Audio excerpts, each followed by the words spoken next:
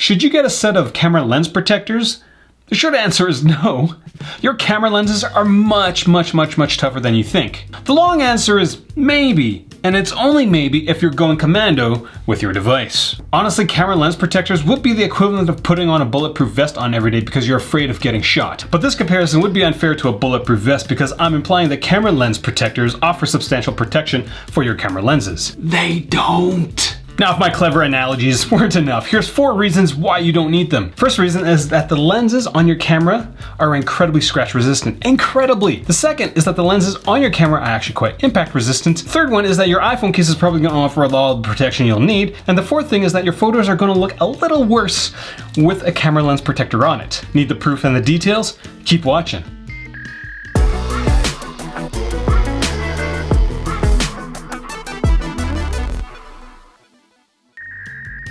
At MobileReviewsEh, Monty and I base all our videos on, actual usage. And in the last while, I've gotten a lot of questions regarding camera lens protectors, and my answer is always the same: you don't need them. Also, I personally think it's a dumb product class, but we'll just leave my personal feelings aside on this one. Reason number 1 why you don't need one is that the camera lens is incredibly scratch resistant. If you're afraid of your camera lens getting scratched, know that the glass on your iPhone camera is either sapphire or a variant of sapphire, which means it has a hardness of at least 9 on the Mohs scale, not the pencil graphite scale that every other screen protector company uses. Don't believe me? On this iPhone, I have a Zag Glass Elite. This is Zag's toughest double tempered screen protector, and it scratches when I use a pick with a hardness of 7.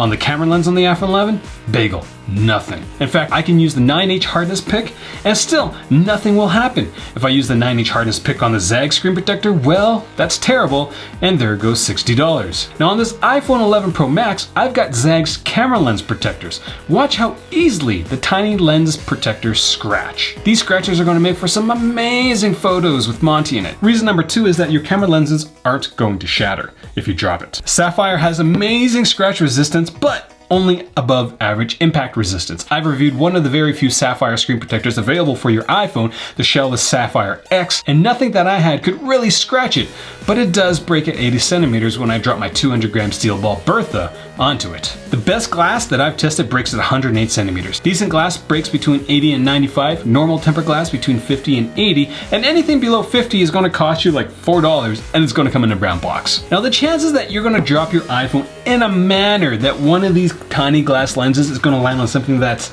sharp enough to break it is very low. Now I know I'm going to get comments below making it sound like it happens way more than it has, but I've dropped dozens of iPhones over the last 7-8 years. I've never broken a camera lens. I've had cameras go fuzzy, I've had cameras stop working, but I've never physically cracked a lens, and I drop iPhones a lot. Trust me. Reason number 3 is that your case is most likely going to offer all the protection your camera lenses need. Most cases have a protruding lip around the camera lens that keeps the lenses off a flat surface, and if it doesn't have a lip, there's a good chance that the case itself is thick enough that it will keep the camera lenses from sliding on whatever surface you're keeping your iPhone on. And even with a case, it's going to drop and land on one of the corners. It's very unlikely that your iPhone's going to drop somehow on something so sharp like that and damage the lens. Like, the chances of that happening are incredibly low. Now, reason number 4 is that your photos are going to look a little worse. You probably won't notice it, but it does happen.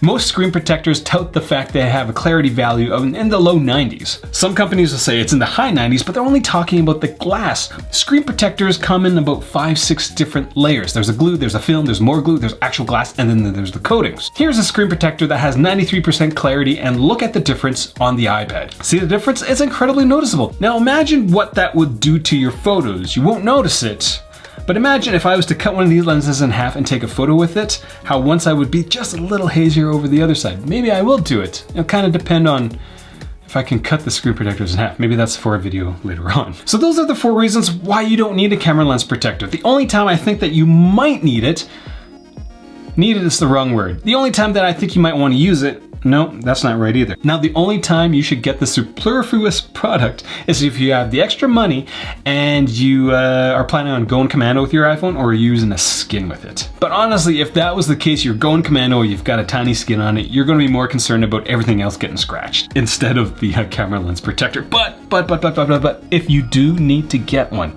that just doesn't cover the camera lenses. Get one that covers the entire thing. This zag thing, useless. There's Spigen ones where like it covers the entire camera apparatus, like the raised pieces. That's mildly more useful. Mildly. So that's all I got for this video. Questions, comments, leave them down there. I will be reviewing some of these camera lens protectors, even though I think they are dumb. There's no other way for me to say it.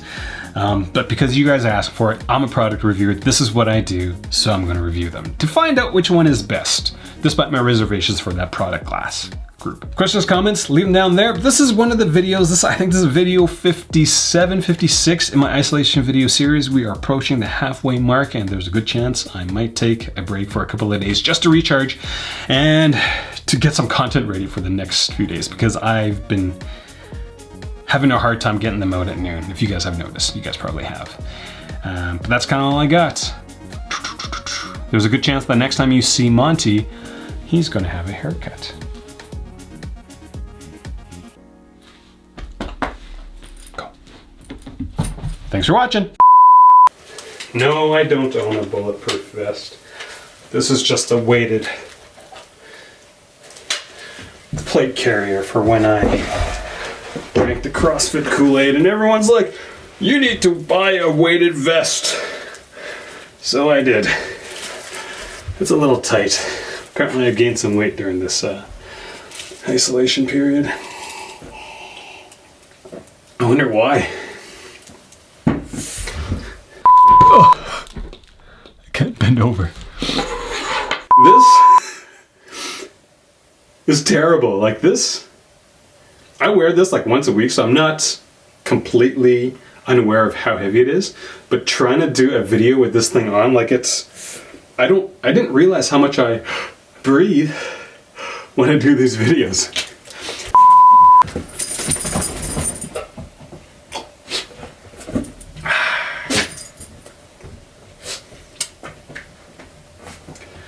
This used to be way more enjoyable when I drank once or twice a week, but ever since we've been in this COVID-19 mode, it's been a daily thing, and not quite as good, but